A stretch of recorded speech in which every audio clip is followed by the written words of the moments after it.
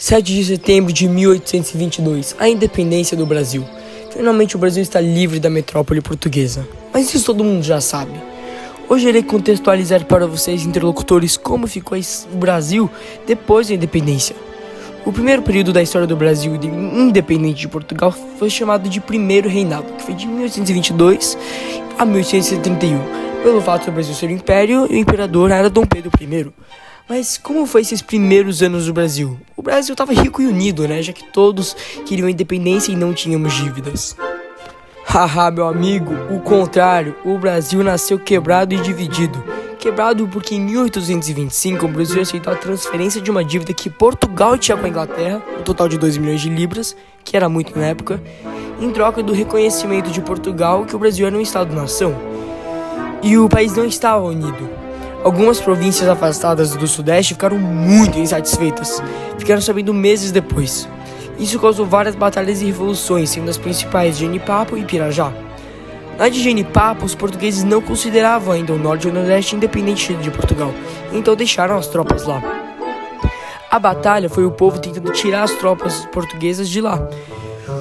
O povo eram as pessoas sertanejas que utilizavam ferramentas de fazenda para lutar contra os bem treinados soldados portugueses que tinham canhões. Os sertanejos perderam a batalha, mas houve uma imensa vitória moral. A batalha de Pirajá tinha uma motivação um pouco diferente. O povo de Salvador também não aguentava mais os portugueses. Os portugueses presentes lá, junto com alguns oligarcas brasileiros, lutaram contra as tropas brasileiras e o Brasil venceu a batalha e tirou os portugueses de lá. No aspecto político, a montagem do país passava obrigatoriamente pela elaboração de uma Constituição. Para isso, era necessário a convocação de eleição para a escolha de deputados e a formação de uma Assembleia Constituinte. A Constituinte iniciou seus trabalhos em maio de 1823, e a relação entre os deputados e o imperador desgastou-se muito ao longo desse processo. Isso porque Dom Pedro queria a montagem de uma Constituição que centralizasse o poder nele, e os parlamentares defendiam uma monarquia constitucional, em que eles realizassem o papel de moderadores do poder imperial. A disputa entre os constituintes e o imperador resultou-se em um evento conhecido como a Noite de Agonia.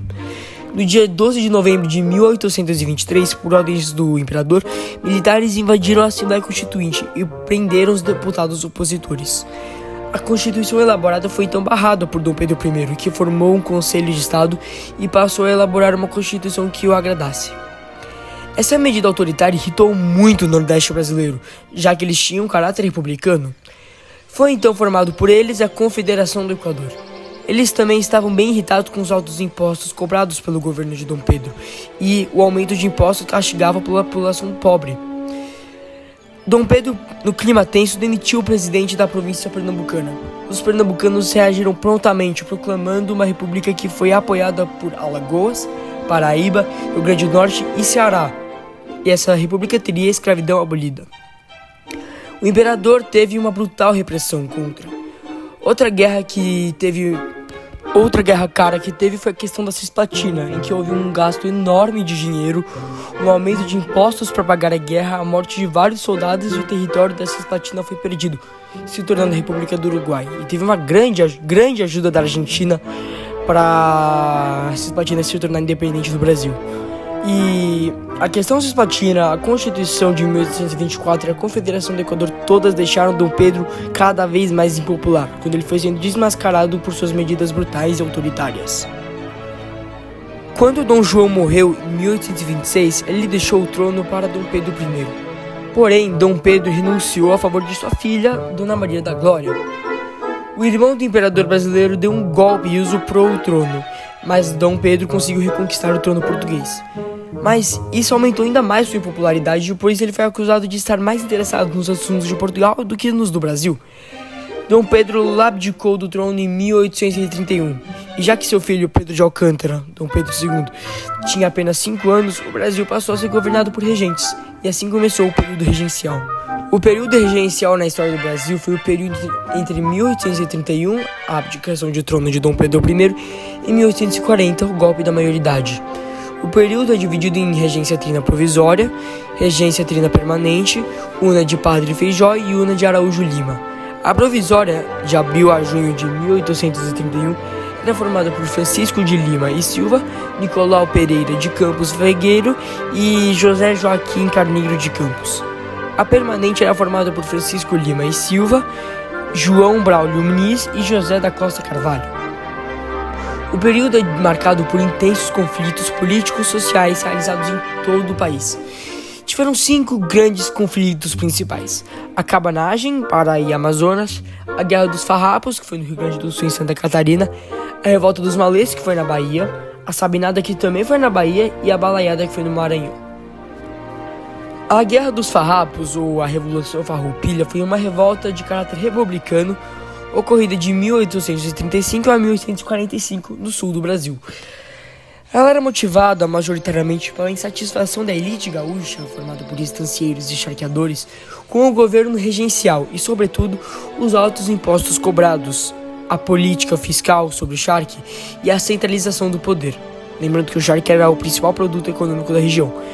Isso levou a proclamar a fundação de 2 repúblicas, a rio-grandense e a juliana. A juliana era catarinense. E o principal líder da revolução foi Bento Gonçalves, que era o filho de fazendeiros ricos. Ele era militar e foi escolhido o presidente da República Rio-Grandense. A Sabinada foi uma revolta de caráter separatista, ocorrida na Bahia de 1837 a 1838, com a ideia de transformar a Bahia em uma república. Outra causa foi a insatisfação com o grupo que estava do poder do Brasil na época.